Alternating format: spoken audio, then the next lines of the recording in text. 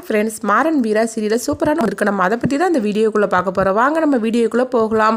வீரா வீட்டை விட்டு போயிருந்தாங்க. அப்போ அவங்க அம்மா வீட்டுக்கு போனதுமே அவங்க அம்மா கேட்குறாங்க, எதுக்கடி நீ இப்படி கோவப்பச்சிட்டு வந்த?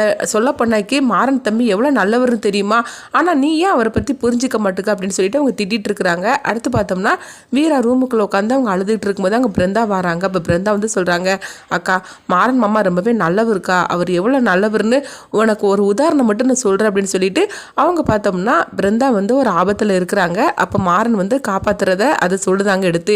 இதனால தான் நான் சொல்கிறேன், மாறன் மாமா ரொம்பவே நல்லவருக்கா. ஃபஸ்ட்டு நானும் உங்கள் கூட சேர்ந்து தப்பாக தான் அவர் புரிஞ்சுக்கிட்டேன். ஆனால் அவர் எவ்வளோ நல்லவர்னு எனக்கு போக போக தான் புரிஞ்சுது.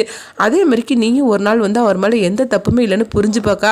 அதுக்காக நீ இப்படிலாம் அவசரப்பட்டுறாது சொல்லு அப்படின்னு சொல்லவும் உடனே அவங்க வீரா சொல்கிறாங்க, என்ன பிருந்தா சொல்லிட்டு இருக்கிற, இவ்வளோ தூரம் நடந்திருக்கு நீ என்கிட்ட எதுவுமே சொல்லலை அப்படிங்கும்போது, ஆமாக்கா மாறன் மாமா தான் இந்த விஷயத்தை பற்றி யாருக்கிட்டுமே சொல்லக்கூடாதுன்னு சொல்லிட்டாரு, அதனால தான் நான் எதுவுமே சொல்லலை அப்படிங்கிறாங்க.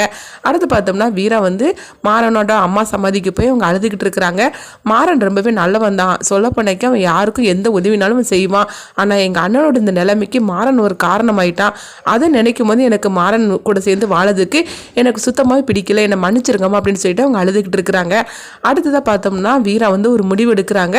அப்போ அந்த முடிவு சொல்லாமையே மாறனை அந்த இடத்துக்கு வர சொல்லவும் அப்போ மாறன் கேட்குறாங்க, எதுக்காக வீரா நம்மளை அந்த இடத்துக்கு வர சொன்னான்னு தெரியல, சரி எதுக்காக வர சொல்லியிருப்பான போய் தான் பார்க்கலான்னு சொல்லிட்டு மாறனும் அந்த இடத்துக்கு வராங்க. பார்த்தோம்னா அட்வொகேட்டை பார்க்கறதுக்காக வந்திருக்கிறாங்க.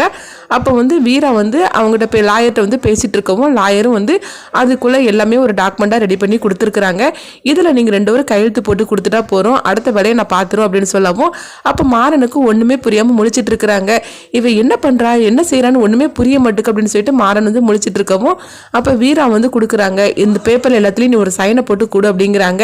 உடனே மாறன் கேட்குறாங்க, இது என்ன டாக்குமெண்ட், எதுக்காக நான் சைன் போட்டு கொடுக்கணும் அப்படிங்கவும் அப்போ லாயர் சொல்கிறாங்க, என்னம்மா நீ உன்னுடைய கணவர்கிட்ட எதுவுமே நீ பேசவே இல்லையா, சொல்ல பண்ணாக்கி அவருக்கு எந்த விஷயமும் தெரியாது போலுக்கு அப்படிங்கும்போது உடனே மாறன் கேட்குறாங்க, நீங்கள் 2 பேரும் என்னமோ பேசுகிறீங்க, நான் என்ன பேசுகிறீங்க எனக்கு ஒன்றும் புரிய மாட்டுக்கு, என்னன்னு சொல்லு வீரா அப்படிங்கவும் அப்போ வீரா சொல்கிறாங்க, இது டைவர்ஸ் பேப்பரு, நம்ம 2 பேரும் பிரிஞ்சிடலாம், அதுக்காக முடிவு பண்ணி தான் நாங்கள் வந்திருக்கிறோம், உன்னே வர சொன்ன அப்படிங்கவும் இது கேட்டதுமே மாறன் அதிர்ச்சி அடைகிறாங்க.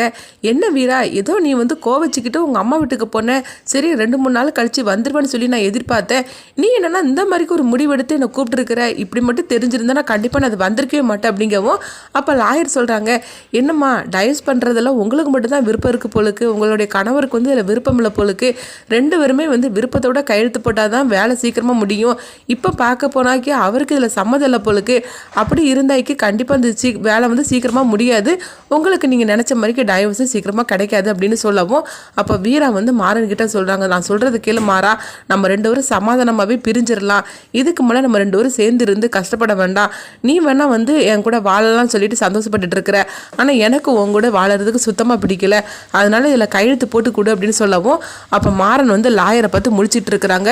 அப்போ வீராட்டை கோவப்பட ஆரம்பிச்சிருந்தாங்க, நான் ஒன்றும் இதில் கையெழுத்து போட முடியாது அப்படின்னு சொல்லிட்டு கோவத்தோட மாறன் கீழே இறங்கி வரவும் அப்போ லாயர் சொல்கிறாங்க, என்ன மேடம் அவர் இந்த மாதிரிக்கு பேசிகிட்டு இருக்காரு, இப்படிலாம் இருந்தாக்கி கண்டிப்பாக உங்களுக்கு நீங்கள் நினச்ச மாதிரிக்கு டைவர்ஸ் கிடைக்காது அப்படிங்கவும் கொஞ்சம் வெயிட் பண்ணுங்கள் சார், நான் போய் அவர்கிட்ட பேசி அப்படியே கையெழுத்து வாங்கிட்டு வரேன் அப்படின்னு சொல்லிட்டு வீரா மாறன் கீழே நின்றுட்டு இருக்கிறாங்க. அங்கே வராங்க, டேய் நான் சொல்கிறது கேளு, நம்ம 2 பேரும் இதுக்கு மேலே சேர்ந்து வாழ வேண்டாம், இதில் ஒரு கையெழுத்து போட்டு கொடுத்துட்டேன்னா யாருக்கு எந்த பிரச்சனையும் இல்லாமல் நம்ம 2 பேரும் பிரிஞ்சிடலாம் அப்படிங்கும்போது அப்போ மாறன் ரொம்பவே கோவப்பட ஆரம்பிச்சிருந்தாங்க. வீரா இதை நான் உங்ககிட்ட இருந்து நான் எதிர்பார்க்கவே இல்லை, சொல்ல பண்ணாக்கி நீ எதுக்காகவும் கூப்பிடுதுன்னு சொல்லி தான் நான் நினச்சேன், ஆனால் இந்த விஷயத்துக்காக தான் கூப்பிடுதுன்னு நினச்சிருந்தா கண்டிப்பாக நான் வந்திருக்கவே மாட்டேன், இதை நான் உங்ககிட்ட இருந்து எதிர்பார்க்கவே இல்லை, நம்ம 2 பேரும் இப்போ கோவத்தோட தான் இருந்துட்டு இருக்கிறோம், ஆனால் அது கண்டிப்பாக நம்ம சேர்ந்து வாழ்வோன்னு சொல்லி எனக்கு நம்பிக்கை இருக்குது, அதே நம்பிக்கையோட நீ இரு, சொல்ல பண்ணாக்கி உங்கள் அம்மா வீட்டில் உனக்கு எத்தனை நாள் இருக்கணுமோ நீ இருந்துக்கோ, ஆனால் எப்போ என் கூட வாழணும்னு நினைக்கிறேன் அப்போவா, ஆனால் அதுக்காக நான் இதில் கையெழுத்துலாம் போட்டு தர மட்டும் நினைக்காத, இது கனவுல கூட நடக்காது,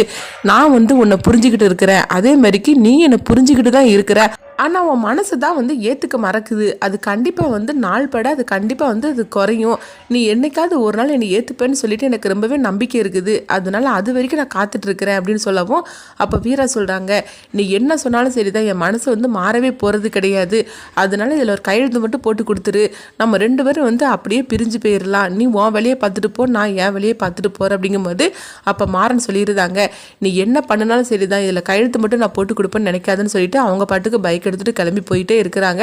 இதை பார்த்துட்டு வந்து வீராக்கு ஒன்றும் புரியாமல் முடிச்சிட்டு இருக்கிறாங்க.